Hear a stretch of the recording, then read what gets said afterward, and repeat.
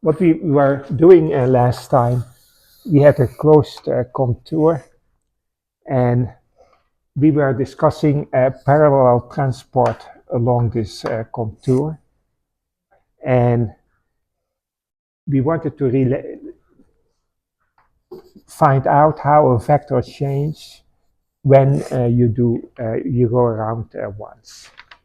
And for that, we calculated the change of a vector, delta v nu, is integral d tau, and tau parameterizes this contour of dd tau of v nu of x of tau. And this dd tau is the parallel transport, and that is given by dd tau of v nu, sorry, that's a v nu is plus gamma mu rho sigma dx sigma d tau times v rho is equal to 0. So this is the equation for parallel transport. By definition, that is when you have a curved space-time, the vectors change differently because of the curvature. And now we want to calculate that given that this is given by that. And the way we proceed, so these are the Christoffel symbols. They depend on space-time, on the geometry. And what we will do is we are going to do that by Taylor expansion. So here there's O, so here there's say X mu, it depends on tau, and X mu of tau is much less than say 1 or some scale we have, because the dimensions have to be equal. And that is how we are hope to work this out. So there are two terms. There's this one, in fact, 3, and this one. And this one is already small. This is x. This is also depends on x. So it's a vector depending on space-time. And we are going to Taylor expand them. And so that, and we integrate, say, from, I shows the limits. It doesn't really matter. It's along the contour. So it's a closed integral. So here is tau is equal to 0, and here is tau equal to 1, say, and they are identified. So that's the same point, tau equal to 0 and tau equal to 1. Right, so like every integer represents the number of loops you're doing around the curve. But this, of course, an arbitrary definition. So this is equal to minus, and then we get in Taylor expansion, we did it last time, we have 0, and then I have to make sure that I keep the notation the same as in my notes, plus d alpha, and I actually did not keep the notation the same as in my notes. I called this actually nu. So this is also a nu. The indices have to be the same.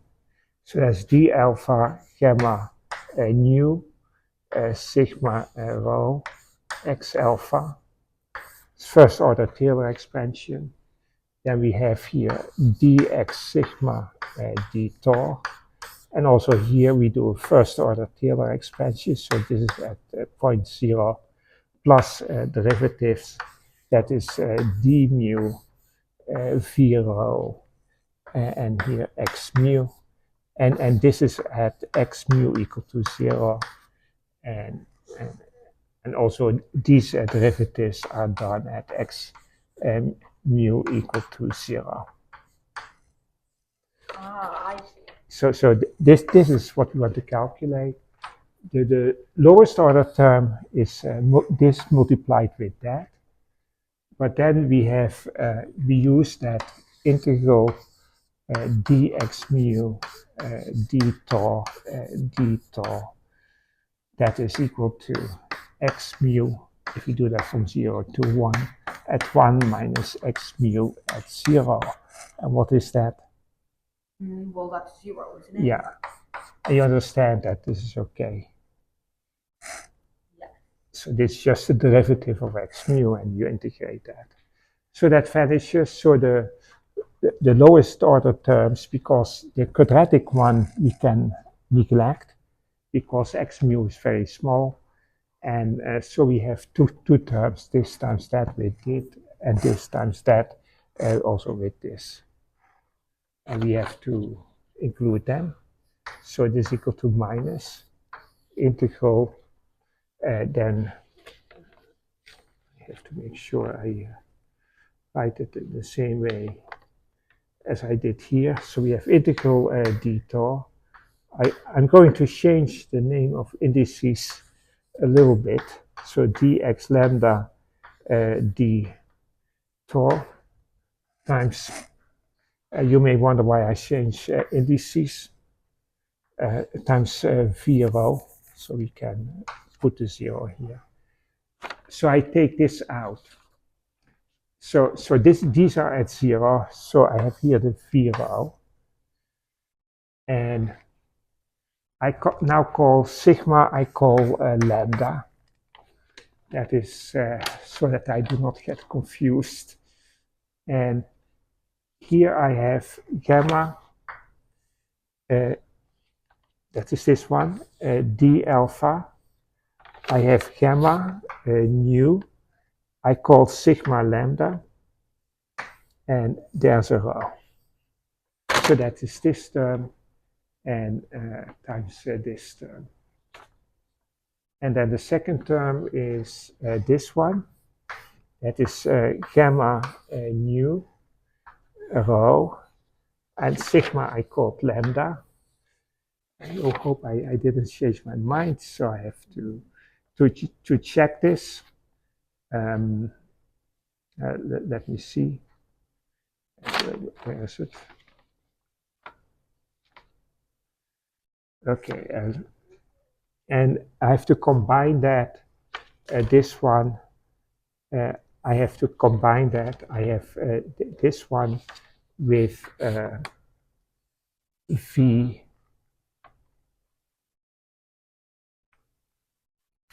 Sorry, this one's zeroth order. I have this one d mu v rho times, what else do we have?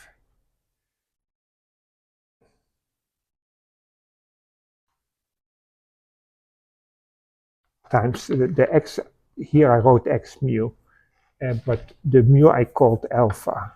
So the mu becomes an alpha. So we have here d alpha, and extra alpha is already taken out of the brackets. So here we have here d alpha x alpha, but here I called it mu. So I have to give the indices the same name in order to. So we have these two terms.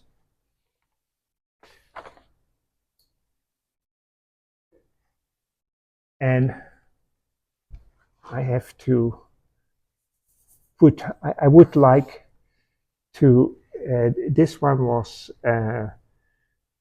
v rho, and the brackets are like that.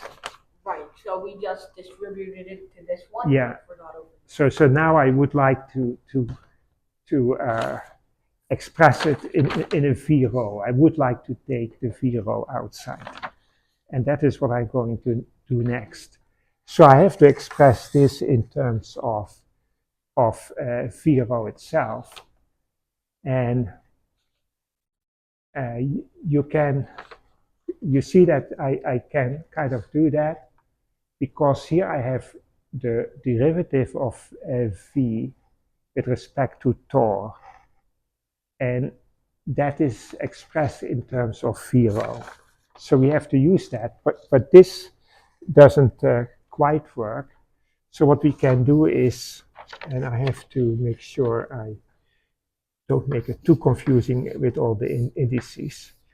So we look at this, and that is d mu v rho times, using the chain rule, times dx mu d tau on the one hand. On the other hand, I use that.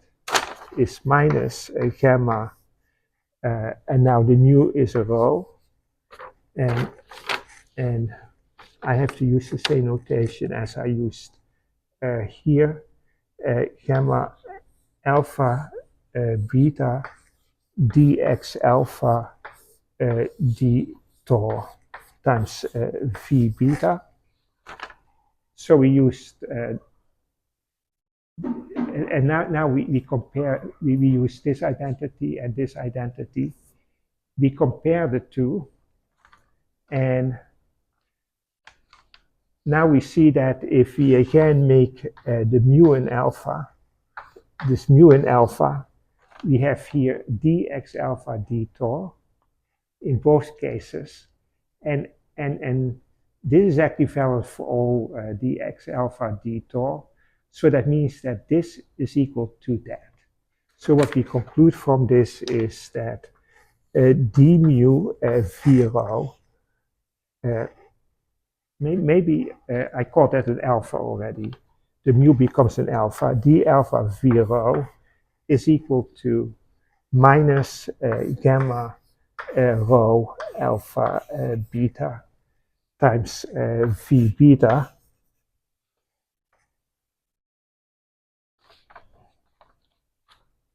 So we're just allowed to cancel this term out? Yeah, because this is kind of an arbitrary function, and this should be valid for all tau, whereas what we do is these are the derivatives at 0. So this is a derivative at 0. This is also evaluated at 0. And this vector v rho was also evaluated at 0, where this x alpha runs along the whole contour. So in order for this to be valid along the whole contour, which is in principle arbitrary, the coefficients have to be the same, and because otherwise that's not possible.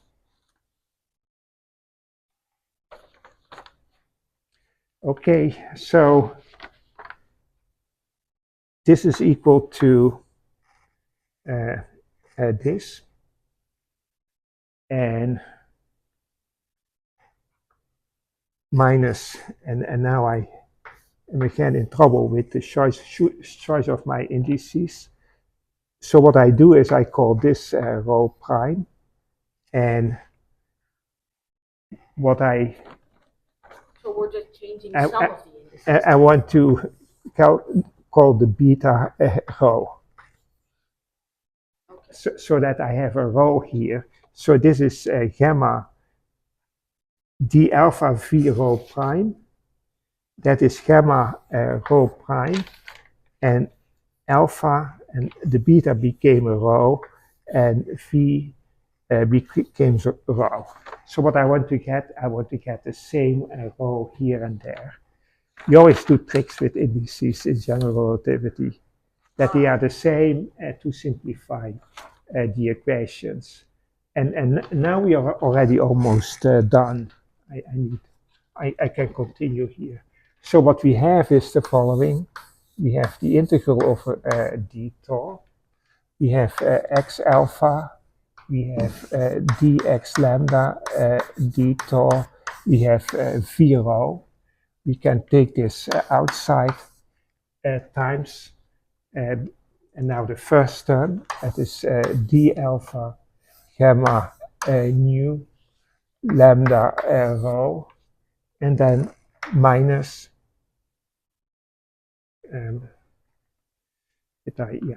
gamma nu, that is this one, rho prime lambda, that's this one, times gamma rho prime, and here we have alpha, and the beta I called a rho. So this should be a rho.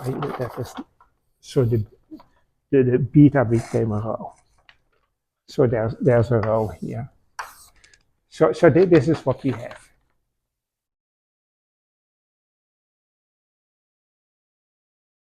That's how the vector changes if we go around once. Right. If I'm just allowed to change these dummy indices names as I please, can I just change, say, this lambda to rho? Yeah, not really, because we already used rho. Right. Rho is already used. So you can call it to make it a pi, for example. But then you also have to do it here, because this lambda appears here and there. Right. I was confused because I was thinking you could just change it to something already used. No, each pair of indices you should use only once. I see. Because otherwise otherwise you get confused. If you remember their position, you could use them twice, but that's very confusing. That is why I give it a prime here. And if you would write a book, you would make sure it is correct at the beginning, and you don't correct afterwards. So you would go back from the calculation.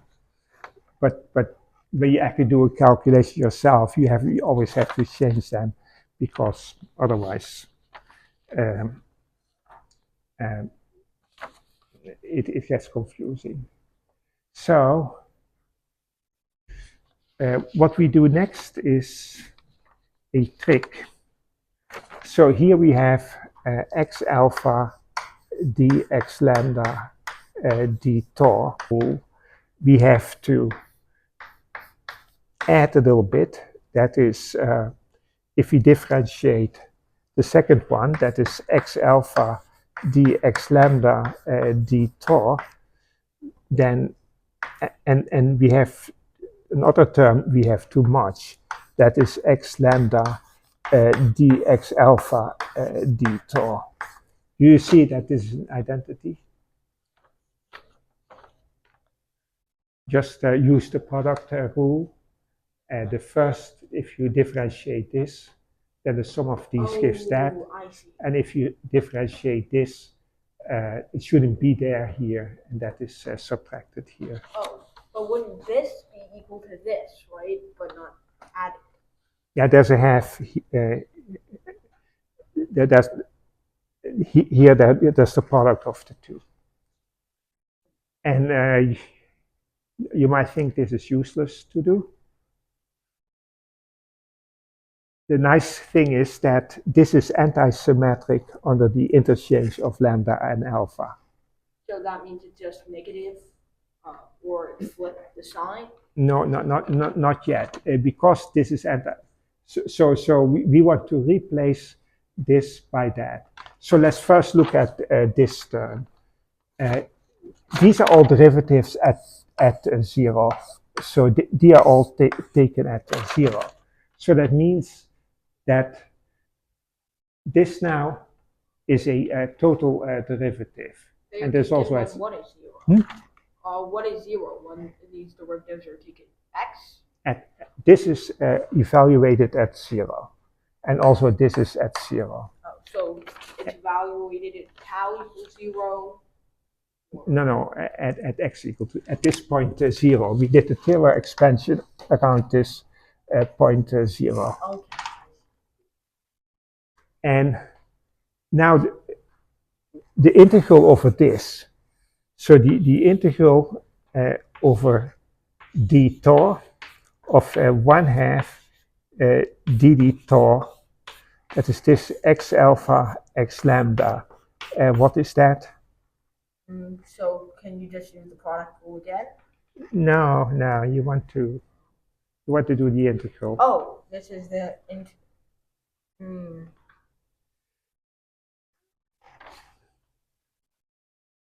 So we integrate the derivative.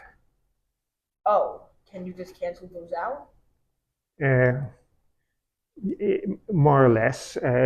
We did it before. We did it.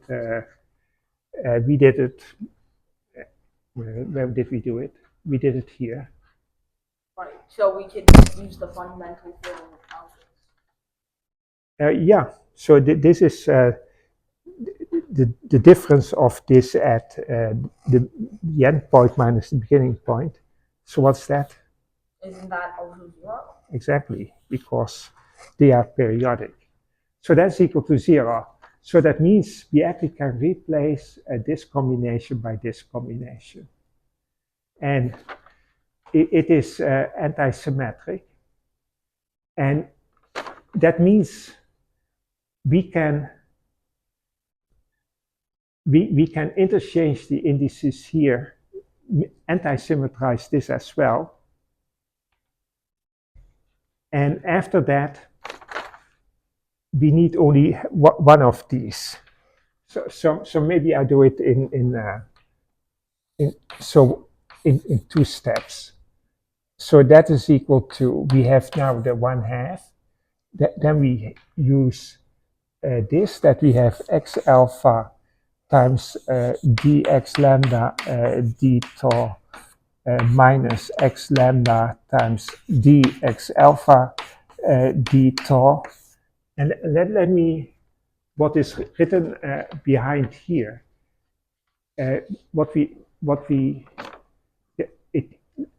the only, so it depends on the indices.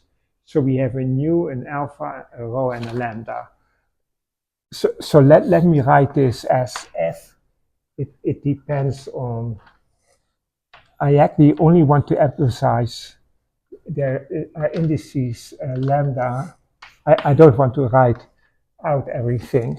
So I write it just like this.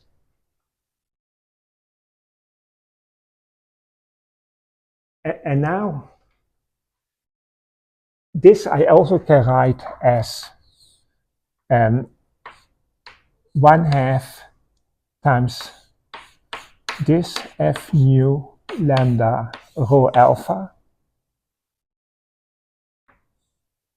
plus 1/2 f nu lambda alpha rho minus 1/2. Two kind of the same thing. F, this is an f nu lambda rho alpha. And you see I didn't do anything because this cancels against, oh sorry, there's 2 times the half. This cancels against this, and this is just the sum of the 2. Right. What does F stand for again? F is, I wrote it f nu lambda alpha rho. That is just what is written here. Oh, I see. That is d alpha gamma nu lambda rho minus gamma nu rho prime lambda gamma rho prime alpha rho. And is this half inside or outside the parentheses? No, yeah, here, this is in front. Otherwise, it's not correct. And now, the product of these two is a antisymmetric times a symmetric combination. And then it is? That means we can just switch them all around, right? All the indices and still get. Yeah, so if I interchange alpha and rho here, it remains the same. If I switch alpha and lambda, I mean. Alpha and, okay, I did it wrong. I should put here alpha, lambda, and rho. Alpha, here I did it right. Lambda, alpha, rho, and here lambda, and alpha, and a rho. But that would make these two the same quantity? No, they are the same. I wrote down the wrong switch. I want to switch lambda and alpha because here I have lambda and alpha. I want to change them. And lambda and alpha is this combination. And here, when I interchange alpha and lambda, then I get a minus sign. So if I interchange lambda and alpha, the sum of these two becomes minus itself. But then I change the names of lambda and alpha, then it becomes the same. So you have something that becomes minus itself. So it is. That reminds me of the Levi-Civita thing, the Levi-Civita symbol. It is also antisymmetric. But if you have a symmetric vector, so A alpha, this is antisymmetric times symmetric. We have S alpha beta is S beta alpha, and A alpha beta is minus A beta alpha, and there's summation. So what is this? That gives you an antisymmetric product, doesn't it? No. So let's do it. So this is S beta alpha. Then we have a minus sign. We have A beta alpha. And now I call beta, I call alpha, and alpha I call beta. And here beta I called alpha, and alpha I beta. And then you see this is equal. So zero. Exactly. So this is equal to 0. If you multiply a symmetric times an antisymmetric tensor, it is equal to 0. And that is why this doesn't contribute. So we have only those combinations. And now I do another trick. Because this is antisymmetric, in this term, I can interchange the indices lambda and alpha. And I have an alpha here, a lambda here. Let me do it. And I also can that here, interchange alpha and lambda. Then this gets a minus sign. But here there's a minus sign. So you see that these two actually give the same contribution. So I actually don't have to write this. And I get a factor 2. So what I find is that this is integral over d tau, x alpha d x lambda d tau times, there's no 1/2, times d alpha gamma nu lambda rho minus the antisymmetrized form, that's gamma nu d lambda alpha rho, and then we have this gamma nu rho prime alpha, and I should have written, sorry, what did I write here? So this is alpha lambda, and this is lambda alpha. I have to check it with my notes to make sure that I don't I do it right. So we have rho prime. Yeah, so it is alpha rho, gamma rho prime alpha, gamma rho prime alpha. This was a lambda. That was a lambda, and this is a rho. And then I subtract the antisymmetrized one, so that is nu gamma rho prime. Here there's a rho prime, and now this is an alpha, and the alpha becomes a lambda and a rho. And this is multiplied by v rho. We took that outside of the brackets. I forgot to write it down here. So there's a v rho. So here there's also a v rho. So this is our final expression. So, and that is how a vector changes when we transform it over a loop. And this thing is now called the Riemann tensor. This one in my notation is R lambda alpha rho nu. Right. When you mean this is how much the vector changes by, do you mean this is like a linear transformation, or just a factor that you add to it? That is you add it to it. Oh. So the vector becomes v nu plus delta v nu. Right. So this all gives you a vector, or at least, I guess. Yeah. Rank 1 tensor. So let me write it out. So what we get in total is dx lambda d tau times v rho times the Riemann tensor. That is R alpha lambda alpha rho nu. And the indices match. So we have alpha lambda rho we have here near upper index. So what you see is that if we go around the contour, this vector changes. So that means that v rho goes to v rho, I call that nu, v nu goes to v nu plus delta v nu. And this is the change in the vector if we go around the contour.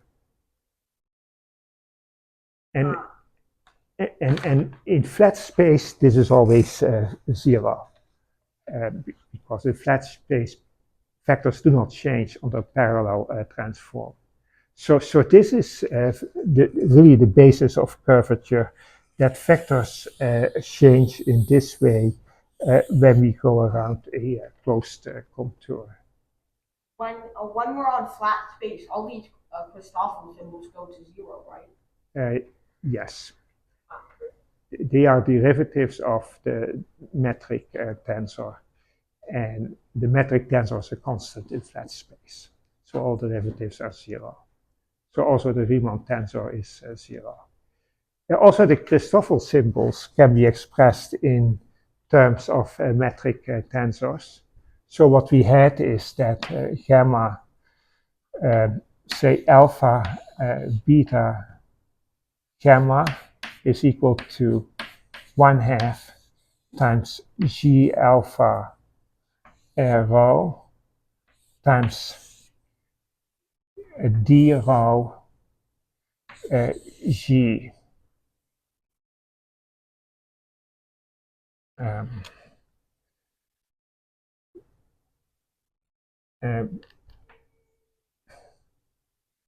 Let me see, that's d rho g beta gamma, that is one of them, and that should get a minus sign, plus d beta times g rho gamma plus d gamma times g rho beta. So this is the Christoffel symbol. So what you see is that this is a quite complicated combination of derivatives of the metric tensor. Right. This is something only computers would like to do now. I'm sure that you'd have to use a computer for something like this now. You can use a computer. You can also work it out by hand, sure, as Einstein did and Schwarzschild did. So there are 3 terms, and here there are 5 terms. So yeah, but these are 3 each, so there are 9. Plus 9 is 18, and here still 6 is 15 terms. Right. And the terms are, most of the terms are second, so this is a derivative of that means, and this is the first derivative of the metric. So that means they're all second derivatives of the metric. Right, so that doesn't sound like something that you can cleanly do by hand. No, you easily make mistakes if you do it, because there are many indices, and if you are sloppy with writing indices, you make a mistake. Yeah. So of course this can be done by computers, and there are assign a homework problem, I use that computer program to calculate the metric tensor. And then it does it automatically. What you also see is that in all but the simplest problem, these become huge expressions. Because here there are already 15 terms, only if you have a very symmetric problem, like spherically as symmetry, it actually becomes simple. Right, so anything outside like a textbook problem would be very hard to calculate within a time limit. You do it in low dimensions. You can work it out. And the favorite low-dimensional problem is the Poincaré disk. Oh, the pointer. Hmm? The pointer disk. The one that.